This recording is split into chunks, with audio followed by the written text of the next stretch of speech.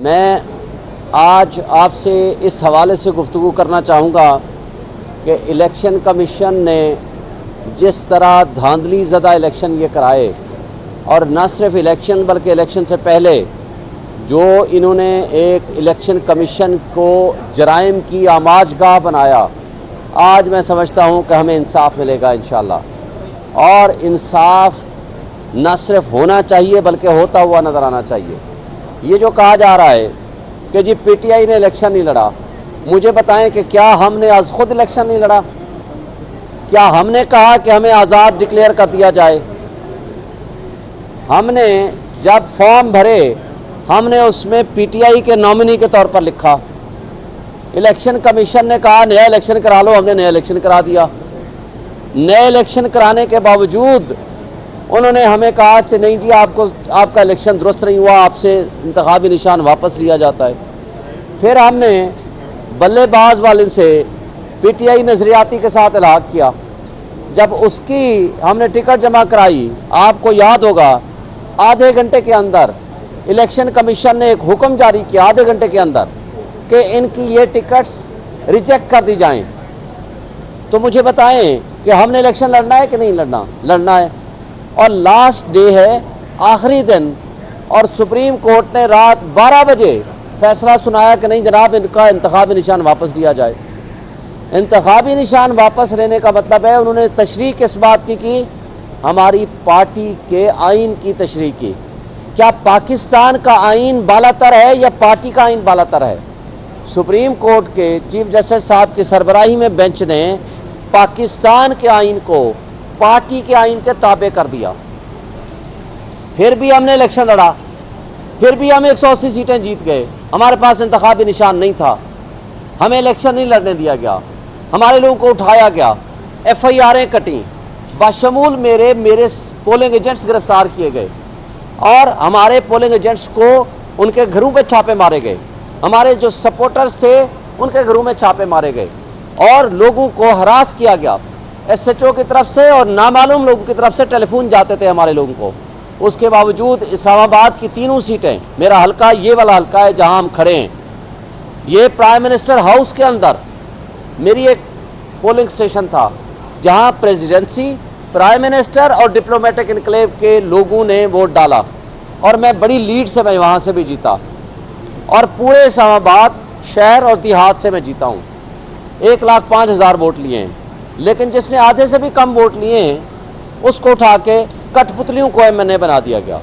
इसी तरह तीनों सीटें इस्लामाबाद, पंजाब, कराची, वो सब आपके सामने आ चुका है। मुझे बताएं, कहा जाता है कि जनाब पीटीआई ने इलेक्शन ही नहीं लड़ा।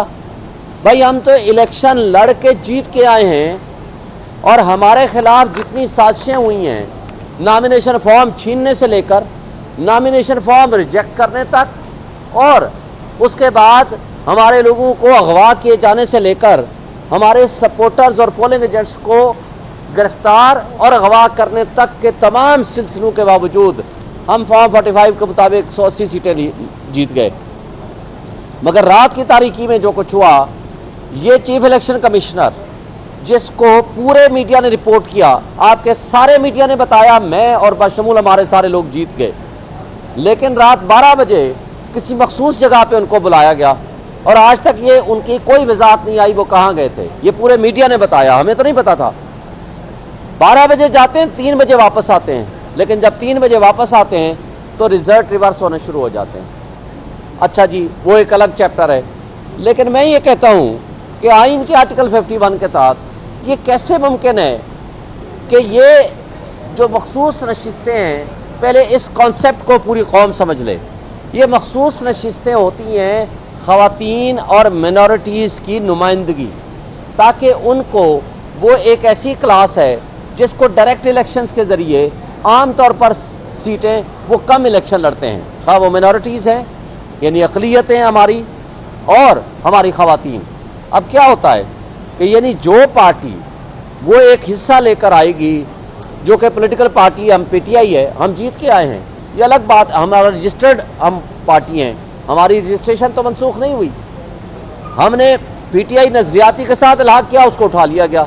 और साथ ही उससे पहले कि वो आकर प्रेस कॉन्फ्रेंस करता, इलेक्शन कमीशन ने तमाम रिटर्निंग अफसर को लिख के दे दिया कि इनका कोई टिकट एक्सेप्ट ना किया जाए। फिर जब ये सब कुछ हो गया तो हमने इलेक्शन के लिए नए इलेक्शन करा के सारा रिकॉर्ड जमा कराया। आज तक उसके ऊपर भी ऑब्जेक्शन है, क्योंकि इनको मसला किसी और चीज़ से नहीं, पीटीआई से है। यही केस एएनपी का था, एएनपी को कहा 6 महीने बाद इलेक्शन कराना, 1 साल पहले भी नहीं कराया उन्होंने और 20,000 जुर्माना कर दिया। लेकिन हमारे साथ जो कुछ किया और जो बाप पार्टी के साथ किया था, एग्जैक्टली यही केस था और उनको कहा कि जी आपको ये सीटें मिलती हैं। मगर आर्टिकल 51 बड़ा वाज़ेह है। और फिर हमने सुन्नी इत्तेहाद कौंसिल में आ गए तो कहते हैं कि नहीं जी हम आपको नहीं देंगे। अब मुझे ये बताएं, अब तो सुन्नी इत्तेहाद कौंसिल भी इलेक्शन जीत के आ गई है, प्रोविंशियल असम्बली में भी और नेशनल असम्बली में भी। अब क्या एतराज़ है आपको? लेकिन मसला उनको पीटीआई से है, मसला किसी और आइन और कानून से नहीं है। मुझे ये बताएं कि ये सीटें कोई खैरात में या तोहफे के तौर पर तो इलेक्शन कमीशन का अख्तियार नहीं है किसी और पार्टी को दे दें। यानी जिस पार्टी ने अपना ड्यू शेयर ले लिया, ये हक है ख़वातीन का, ये हक है उन मिनॉरिटीज़ का जिनको मिलना चाहिए। लेकिन पीटीआई की जो सीटें थीं वो उठा के बाकियों को दे दी गई। ये बेसिकली एक गठजोड़ था इनका। अफसोस से कहना पड़ता है इलेक्शन कमीशन का, हमारी इस्टेब्लिशमेंट इसमें सारी करता धरता है और इसके ज़रिए ताकि इनको झूठ के तरीके से एक असम्बली बनवा दी जाए। और इस साजिश को पिछले कुछ दिनों से वो डिस्कस भी कर रहे हैं, बल्कि ये जजेस को लालच देने की कोशिश कर रहे हैं कि हम शायद आपकी उम्र बढ़ा दें अगर हमारे हक में फैसला कर दें। लेकिन जो कुछ हो रहा है ये ना आईनी है ना ये कानूनी है। लेकिन अल्हम्दुलिल्लाह हमें बजा तौर पर तवक्को है कि सुप्रीम कोर्ट इंशाअल्लाह हमें इंसाफ देगी।